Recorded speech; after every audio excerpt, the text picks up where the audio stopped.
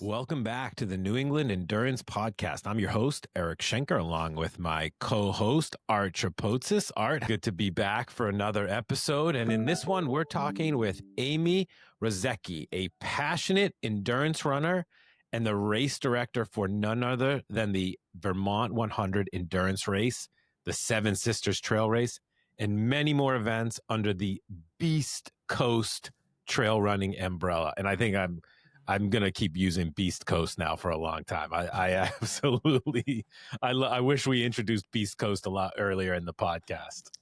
Yes, we're going to chat about the Vermont 100 today, and we'll definitely touch on some of those other races as well. So the Vermont 100 is a 100-mile ultra marathon held annually in Vermont. It's part of something called the Grand Slam of Ultra Running Series, which consists of the Old Dominion 100, Western States, Leadville, the Wasatch Front, and of course the Vermont 100. So the Vermont 100 isn't just any ultra event. It's Eric, I think we learned this like several episodes ago that It's one of the few races in the world where runners and horses actually share the same course over that 100 miles. And we're going to learn all about that today because I think this started back in the 60s. They added the running sometime in the late 80s. I don't have exact dates, but the legacy continues today. And we're going to hear about that in a few moments. Yeah, and we love horses. We've talked about horses on this podcast. We've talked about all sorts of things. So I think digging into that one fact in particular, we might probably over-index on that question, but we'll try to spread it around. But beyond the history, what makes Vermont 100 truly stand out is also its inclusive spirit, which is something that we have really tried to highlight here on this podcast. If I'm understanding correctly, this was the first trail ultra to welcome adaptive athletes and forge a really strong partnership with an amazing organization called Vermont Adaptive. And we're going to learn about that today.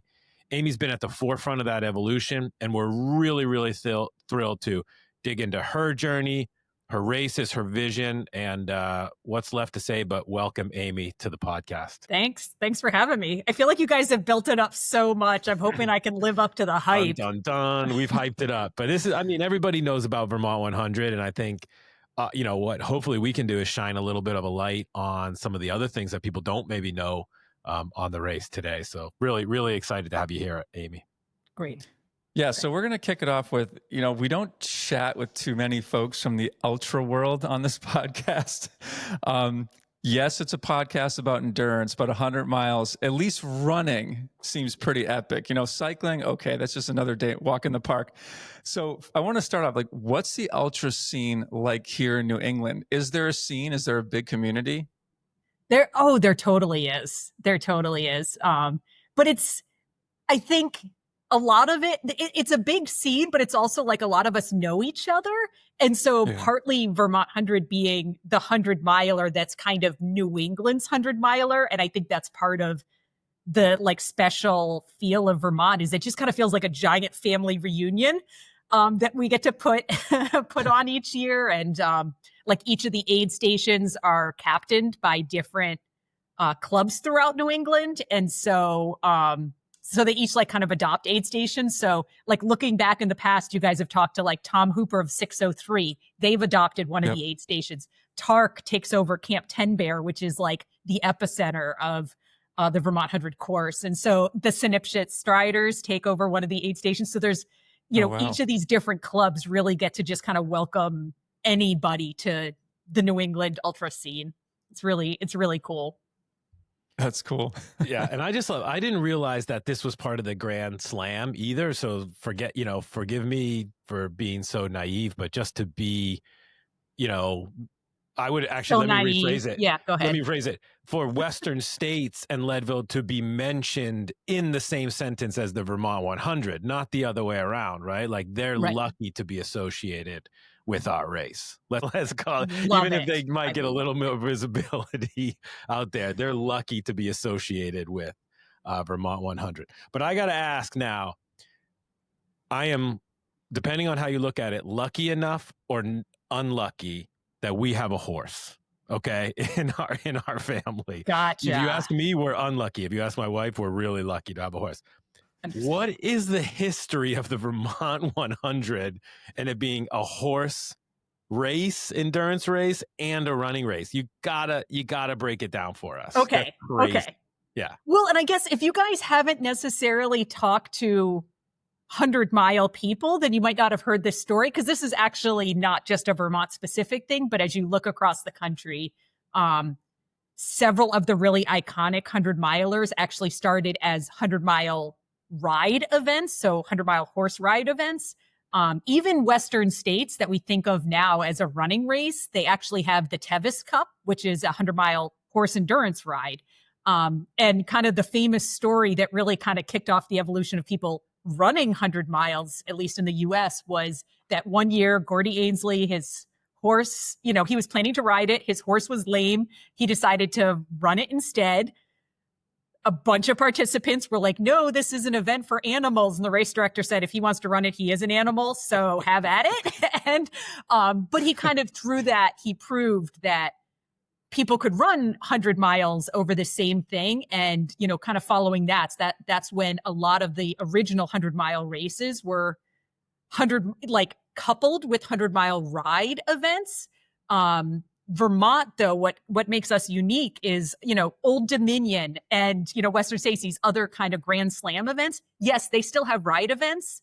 They take place on different weekends, the runs and the rides. And Vermont's the only one that still holds them concurrently. So we have that bit of kind of a callback to the history to have runners literally run through history. But again, that connection with the ride event, that's why traditionally when you finish a 100-mile event, you are given a belt buckle. Yeah.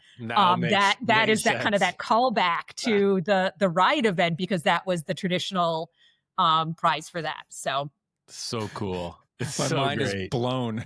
That's so great. But I love the fact that Vermont and New England is the only place that's doing it on the same day. Yeah. I think that's really cool that you did. Yeah. And I don't know how you pull it off. So we'll probably get into that. Well, so where in Vermont does this take place, first of all?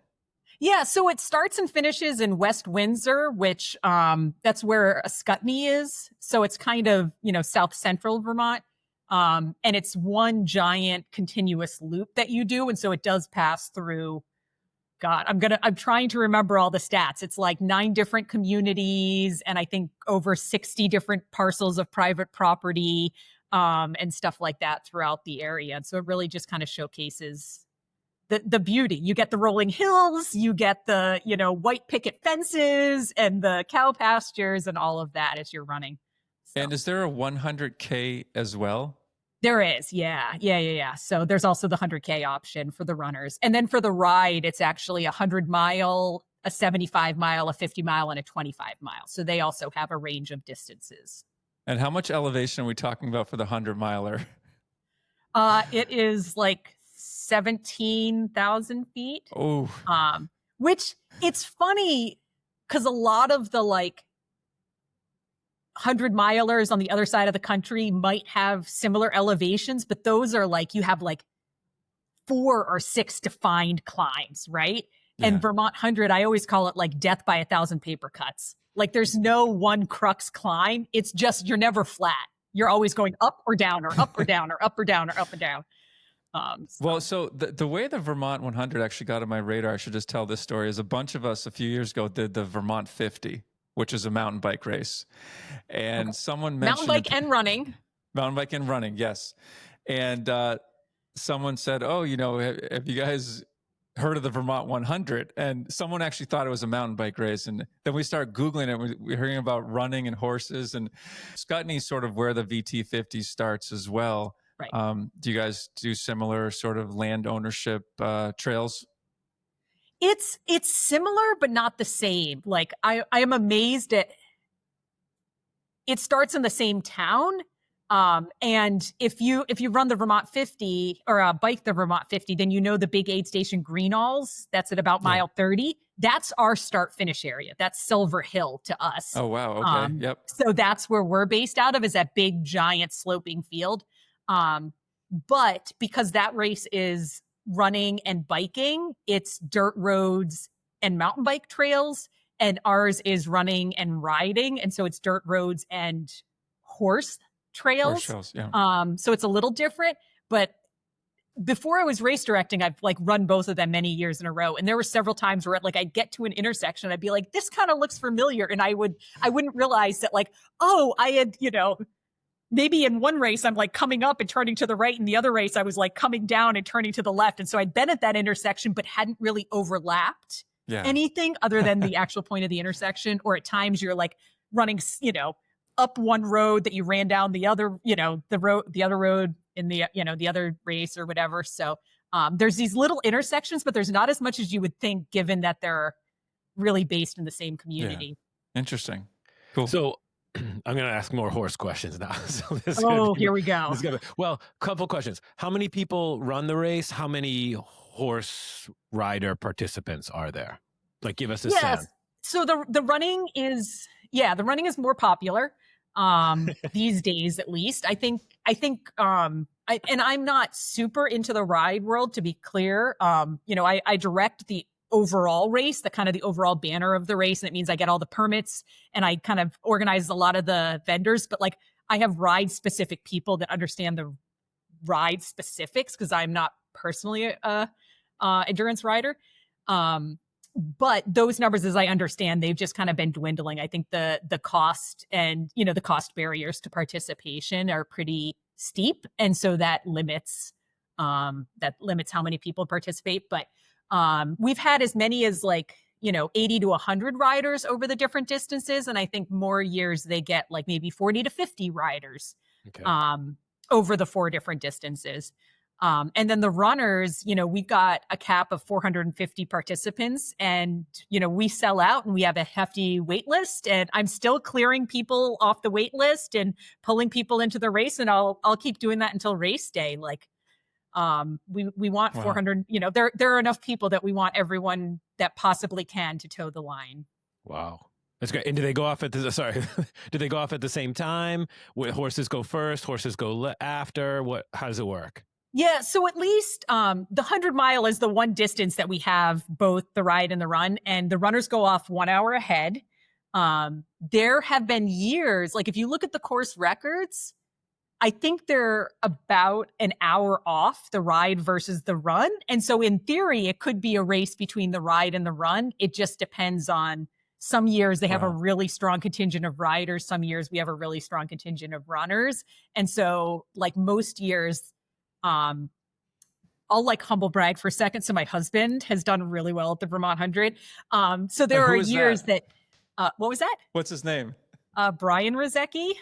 All right. Shout out to Brian. He has the course record. There we go. Wow. Which is what? What's the time on that? Inside sounds like an inside job to me, Art. I don't really know. It was before I was RDing, I promise.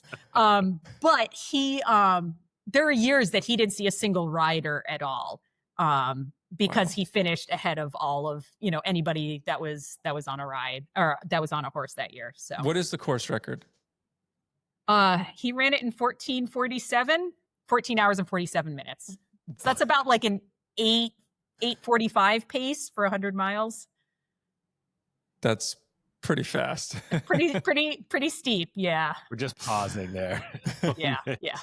For those listening and not watching YouTube, we're just sort of, we are just pausing to absorb that that we are still recording. So Amy, you mentioned that you were involved with the VT50, you're doing the VT100. Like, how did you get involved with organizing these trail races, and when did it start? Oh boy. Yeah. So I started with the Vermont 100 as kind of my first, when it comes to like the trail scene. That was the first race that I directed. And that one, it was really, the previous race director was looking to pass the torch. She had a young family and was starting a farm, starting a business and that sort of thing, was really looking to pass the torch. And so I at least threw my hat in the ring. Didn't ever necessarily think like, hey, I am awesome at this and whatever, but just kind of, I think ultimately what made them trust me with it was that I had finished Vermont 100 5 times at that point. I was really familiar with the feel of the event and had a lot of passion. I still do, but just have a lot of passion for making sure that we keep the integrity of the event the same. And I think that that's what help the race committee just see like, okay, they're going to be in good hands with me because I'm going to work hard to just ensure that, everyone feels welcome and everyone feels supported, and, that we kind of keep this as a wonderful kind of, like I don't know, community. welcoming, like Yeah. it's like a very first timer friendly sort of 100-miler. It's like a nice community event. Yeah. Yeah. Yeah. Awesome. So you kind of you sort of mentioned the inclusiveness or making sure that everybody feels welcome, and I want to sort of transition a little bit to talking about the Vermont Adaptive partnership. And it's sort of interesting. One of our previous podcasts, we spoke with the race director for the Head of the Charles, and the rowing race, and a big component of that is they actually have a number of adaptive races, and it's something that they're really proud of, and it's something that I've been proud to be associated with from an announcing standpoint. And Art's joined me recently. Tell us a little bit about the Vermont Adaptive Partnership. Could you speak about the organization? When did Vermont 100, become associated with us? Like, really give us the feel good story here. Yeah. So there's kind of two parts to that story. So kind of going back to the start of the Vermont 100, like Art kind of summarized the website history, right? And so initially there was this endurance ride. And then at some point when they wanted to couple a run, kind of mimicking what Western States and Tevis Cup were doing at the time. The person that the riders knew to kind of kickstart this was this woman named Laura Farrell. She had the year prior to that, she had just started a nonprofit that ultimately now is called Vermont Adaptive Ski and Sports. It had a, I can't recall, it was like Vermont Disabled Sports Association or something. It has a different name, but anyway, ultimately what it became is Vermont Adaptive Ski and Sports. And so that is fundamental to Vermont 100 in general. It has always been associated with Vermont Adaptive. It's always been a fundraiser for Vermont Adaptive. And for many years, that just meant that, there was a partnership, and that there was, people from Vermont Adaptive out supporting the event, and that proceeds from the event would support Vermont Adaptive. But one of the things that, I'm very proud of in my time as race directing was saying, hey, we can take this a step further. And, you've got races like California International, Boston Marathon, Chicago Marathon. You've got a lot of road races that have these wonderful programs that support adaptive athletes, that have, awards categories and course records, and, just written rules about the accommodations that are allowed that just kind of reduce the barrier of entry. That wasn't on the trail and ultra scene at all. And so that was something that, I fortunately, I think it was a year or so after I started race directing, I met Kyle Robideau, who is a visually impaired athlete from Boston. And I guided him at his qualifier so he could run Vermont 100.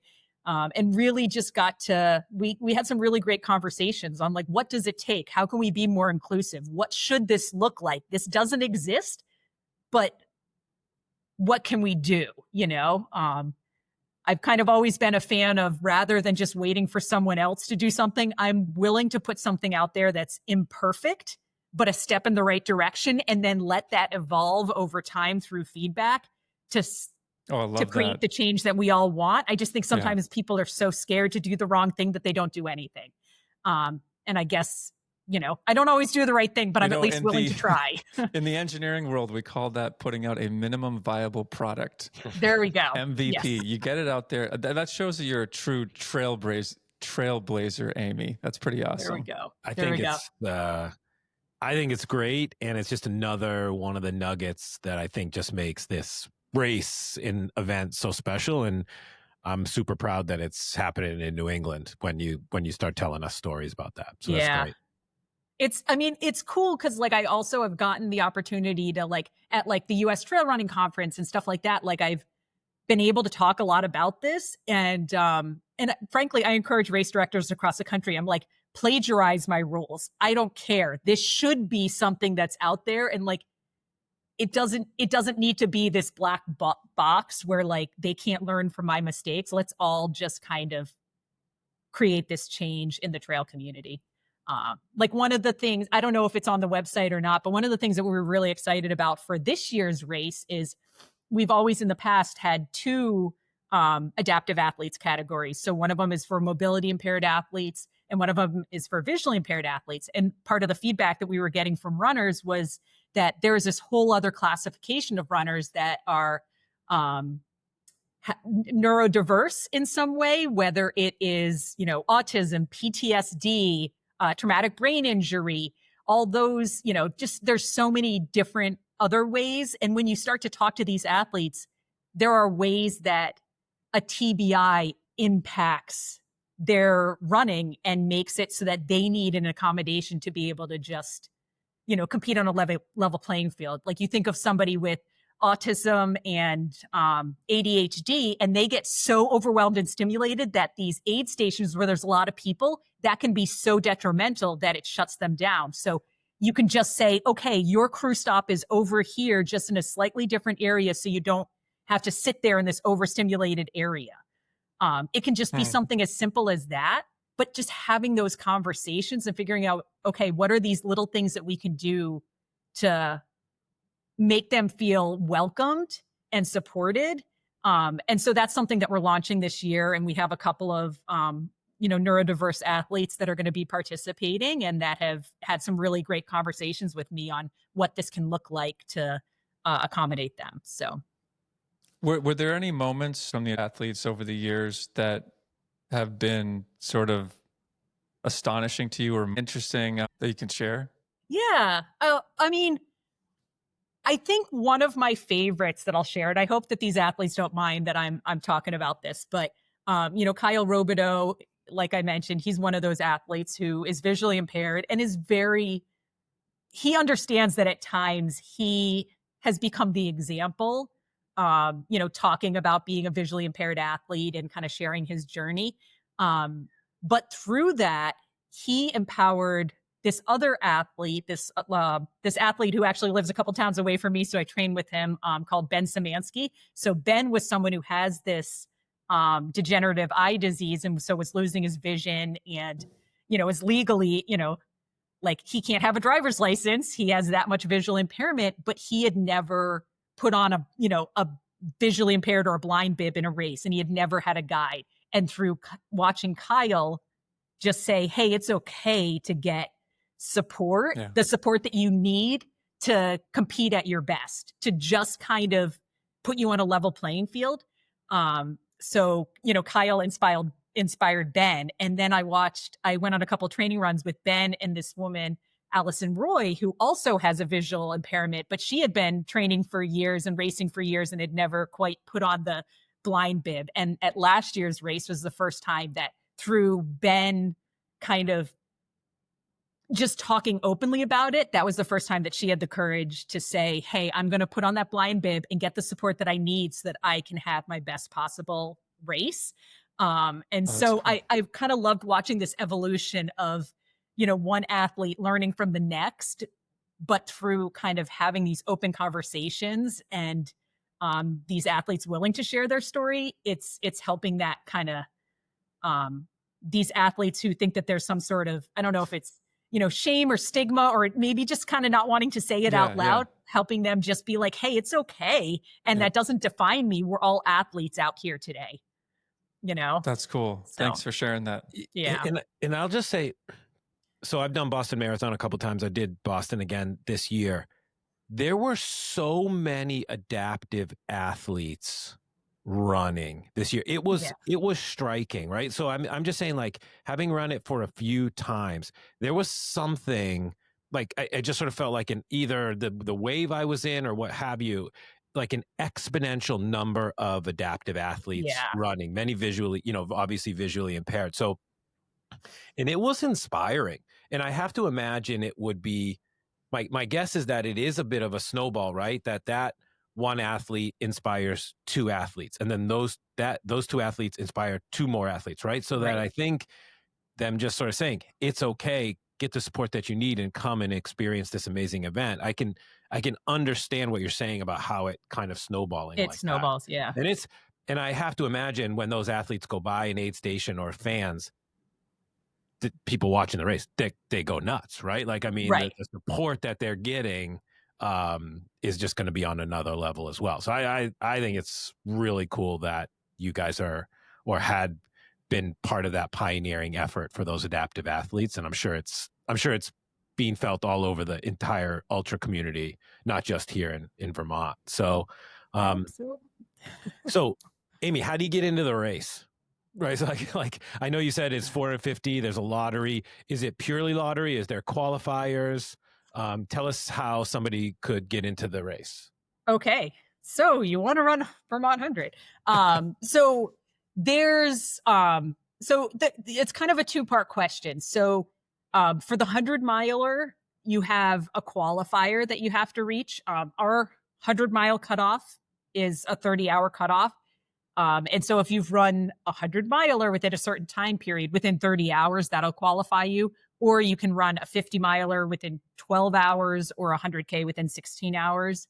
So we have kind of a couple different distances as the qualifier. So you have to kind of check that box if you want to run the 100-miler. For all participants, whether they're doing the 100-mile or the 100K, we actually also have a volunteer requirement, which is something that's kind of a tradition in the trail community. And not every ultra race still has this, but it's something that, Western states has. And, I know Hard Rock 100 and Grindstone and a lot of the kind of bigger or more traditional 100-milers do. And that's really just kind of a nod to this community, ultra running in general and trail running in general. It's only going to be successful if people are giving back to the community and supporting other races or keeping the trails clear or that sort of thing. And so having that requirement just kind of ensures that continues to happen in an increasingly busy world that we live in. So that's kind of the boxes that you have to check to toe the line.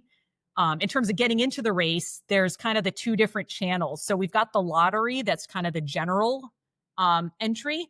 And then outside of that, we have a list of, there's a couple of different ways that people can bypass the lottery. And it's somebody who's going for their 500-mile buckle. So they've got 4 other finishes already. So they're kind of a veteran. That's someone who can bypass the lottery. People that were on the podium the previous year. Yeah, certainly they're invited back, right? Adaptive athletes, that's something that we're going to prioritize. And so adaptive athletes. We also allow any of these groups that adopt aid stations, they're allowed to nominate one person to bypass the lottery. And so that's a little nugget to, TARC and the Snipshit Striders and, 603 and all those groups to be able to kind of sneak someone in that they want. So I think there's a couple other ones, but those are there's a couple ways to bypass, but they are, I guess, kind of in alignment with the, priorities and values of the race. What's the range of finishing times? I know your husband's on one end at 14 hours. What's the other end typically? So, the other end is that 30-hour cutoff. So, okay. So basically if you're, I don't know, let's say you're a quarter way through the race and you're just not feeling it. Can I switch to the 100K? Not in this. There are some races where you can do that, but this race, the 100K, first of all, the mileage, the shortcut that they take, they cut off the first 30 or 40 miles of the 100-mile course. So they kind of, okay. And they also start several hours later. And so unfortunately, you're in your distance once you start. So what happens if I'm out in the middle of nowhere? I'm not going to make the cutoff. How do I get back? Yeah, so we have intermediate cutoffs. So each aid station has a cutoff along the way. And we have, a whole crew, the local bike patrol, Green Mountain Bike Patrol. They sweep the course for safety, just if anybody's struggling, so that they're there for safety, but also to kind of pull people off if they're missing aid station cutoffs. So what about for so horses? Unfortunately, it's not just run it in 30 hours. It's also you have to reach this checkpoint by this point and this checkpoint by this point. So there's kind of intermediate touch bases. Do you have the cutoffs for horses as well? I assume they do, but I'm not sure. I know the ride, they actually have to finish within 24 hours. Okay. But the interesting thing, you might like this, is with the ride, like it's really interesting to think about as runners. We can advocate for ourselves, whether we're feeling good or not. And also we have the ability to just kind of be like, I know I feel like shit, but I'm going to keep going. Right. A horse can't advocate for itself, and it doesn't necessarily have that autonomy to make the decision making. And so what they do to ensure that the horse is safe is the day before the race, they're going to take the pulse of the horse, like the resting pulse rate. And then what they do is they have a series of holds throughout the event. So you get into a hold, they're going to hold you for whatever the mandatory hold time is. It's like between 10 and I think 20 or 25 minutes at any of these holds. And if the horse's heart rate doesn't drop down to within a certain percentage of what the resting heart rate was the day before, it gets pulled. And so like, even if you finish the entire 100 miles, but after you finish, if your horse's heart rate doesn't come down to that range, you technically didn't finish the race. And those are the safety measures that are put in place to ensure that you're not riding the horse detrimentally too hard. That is fascinating. Which I think is fascinating, right? We know that we need that for humans, though. I'm just saying, right? like, I need somebody to pull me aside, put me in a hold, and say, Eric, you should not keep going. I mean, there's part like, there's some poor decisions that are being made out there on those trails. There used to be medical checkpoints where, like, so even in my first, it might have been every year that I ran Vermont 100, they would weigh you at different aid stations. And so if you would get weighed the day before the race, and that was the metric that they used for if you lost too much weight. Oh, interesting. But then like I heard stories when I was like, okay, whatever. When I took over as race director, that was one of the things that we actually, like, the industry standard was turning away from that. On a very like one-dimensional level, it makes sense, right? Like if you lose 8% of your body weight, you probably need to drink more fluids. You're probably getting closer to trouble, right? Like I think, like I said, I think this is old science and this, the industry standard turned away. But like, I think my first year race directing, people were telling me stories of like, hey, back in the day, I knew the weigh-in was coming up. And so like, I knew I was a little dehydrated. So I just started like taking rocks from the road and putting them in my pocket. So I would pass and I'm like, okay, well then like, what is the good of this if people, or like other people would be like, oh, I'm coming into a weigh-in, I'm going to chug a whole bunch of water. Like they weren't necessarily taking care of themselves the whole day. They were just focusing on passing the test in these few places. So Beast Coast Trail Running Club and Running Series. We've talked a lot about Vermont 100, but what is the Beast Coast Trail Running Club Running Series? Who are they? Where do they exist? Is it super secret club? Do you all have tattoos? Like tell us about it. That would be awesome. No, I mean, Beast Coast Trail Running kind of came out of, initially I got handed the reins at the Seven Sisters Trail Race, which was already very well established by the time I took over as the race director. But then a couple years after that, I started trying to think the order. I think I started Chesterfield Trail Race first, or the Chesterfield Ultra, but then started a race at Mount Toby and then at Mount Tom, and I have Edge Hill. I have a last runner standing race. And so I've got kind of this every year or so for several years, I was kind of adding a new event. And so at some point it became beyond just Seven Sisters.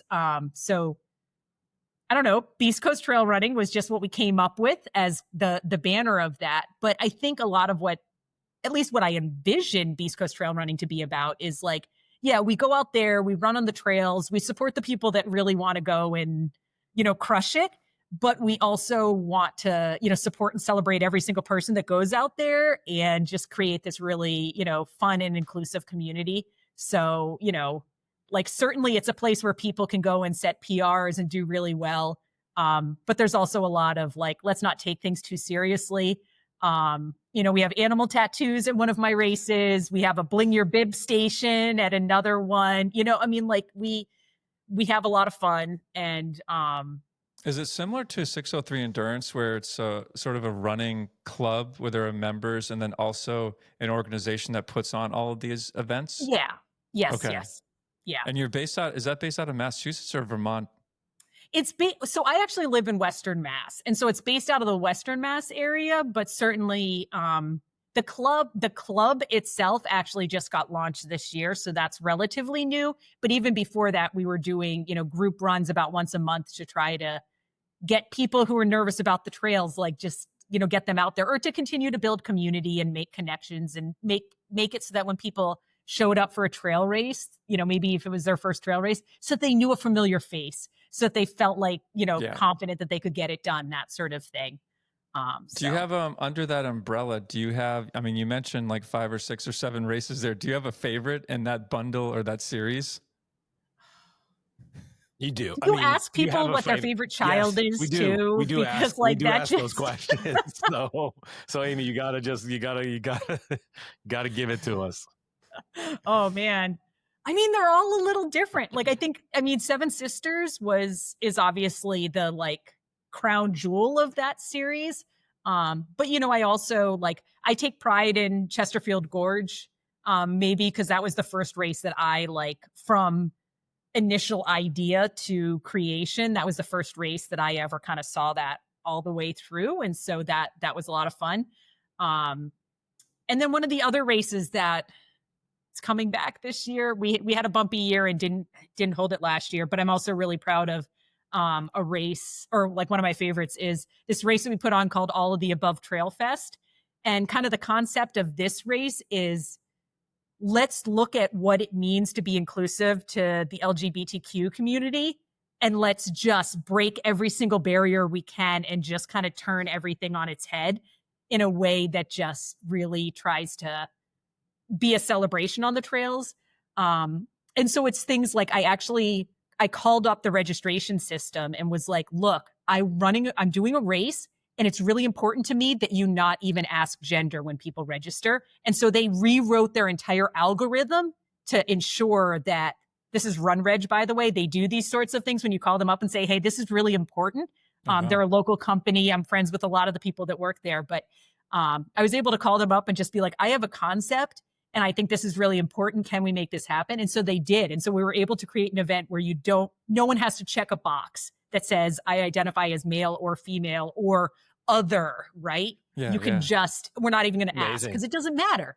Yeah. And we do it as a prediction run. So the person who wins is the person that predicts their finish time the fastest. So it doesn't matter. Really? That's cool. And stuff like that. So it's, there's a couple other things, but that was really the concept there. And we partner with this local nonprofit called the Venture Out Project that, again, is also trying to create a lot of outdoor opportunities for members of the queer community. So freaking trail running, man. Trail running is the best, right? We have so much fun.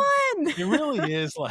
I do think there is something about trail running that is so unique and so much fun. And I love the social media, comparisons when they have road runners and trail runners and their experiences at races, and road runners that come to a trail race for the first time and everybody's happy and eating candy and, not worried about time and all those things. So yeah. Eric, do you mind if I jump to a question here for Amy?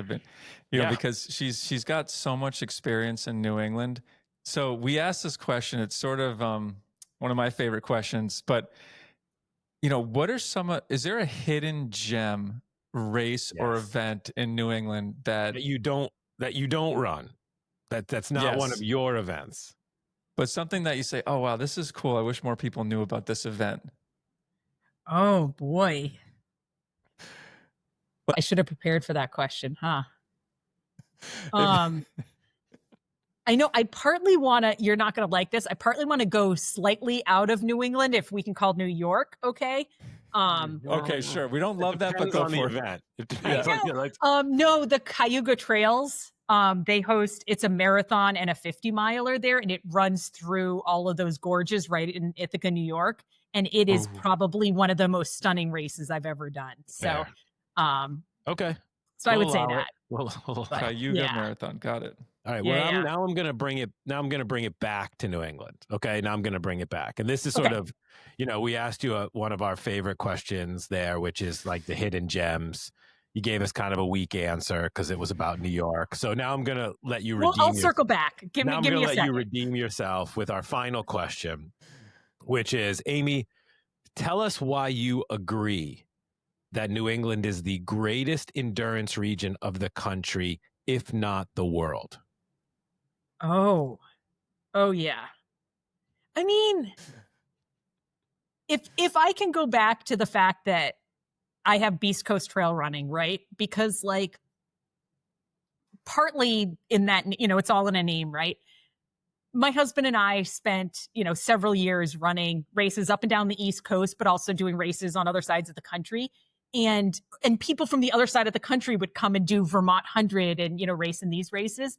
And there was always, I hope people outside of New England aren't listening to this, but there was always this mentality from people on the other side of the country. They would look at our like mile splits and be like, wow, like even at Vermont 100, I can beat that. I can beat that course record. I can run so much faster than that, and because they don't give it respect, the fact that like, yeah, we've got no major climbs at Vermont 100, but it's death by 1,000 paper cuts. It's probably hot and it's probably humid. And, you're you're going through all of that. And, we've seen some of the best athletes from across the country come to the race, do well, but also maybe walk in the last 10 miles because their quads are shot because they were just not prepared, or be humbled and chafed from head to toe because it's humid and they've never run in humidity. And it's why, they like to say, West Coast is the best coast, and we say East Coast is the beast coast, So that's what it is. We're rugged and we're strong, and like don't just look at our times to say that we're not as strong as athletes from across the country. It's just that we run on crazy terrain out here. I'm buying that T-shirt, Amy. Make that T-shirt. I'm buying that T-shirt. So to our listeners, we are recording this the week leading up to the Vermont 100. Amy, is there anything else you'd like to mention or plug to our audience? Oh my gosh. No, I've got this is like one of like 25 things I have to do tonight before I go to bed. We wish you the best of luck this year. I hope it goes a great event. Yeah. Excellent. Well, thank you guys. Yeah, it was a blast talking to you guys. And hopefully some people will check out either Beast Coast Trail Running or, Vermont 100, either, come and volunteer or pace or decide to run it. I think they will, for sure. The more the merrier. Awesome. Thank you so much for coming on the show and squeezing us into your extremely busy schedule, which I know is quite challenging as a race director. We also want to thank a couple of our sponsors. We have two. We have Lark Fine Foods, which is a 100% women-owned business making delicious small batch cookies, and also The Everyday Athlete, a book about balancing work, family, and fitness. And to learn more about the VT100 or Beast Coast, I'm going to read off a couple of websites here. One is the Vermont100.com, and the other is beastcoasttrailrunning.org. And we will also tag both of them on our Instagram account. And thanks so much, everybody, for listening to another episode of the New England Endurance Podcast. And until next time, get out there, keep pushing your limits, drop some hammers, and enjoy the beautiful terrain of New England. Thank you, Amy. Thanks, Amy. Awesome. Thanks, guys.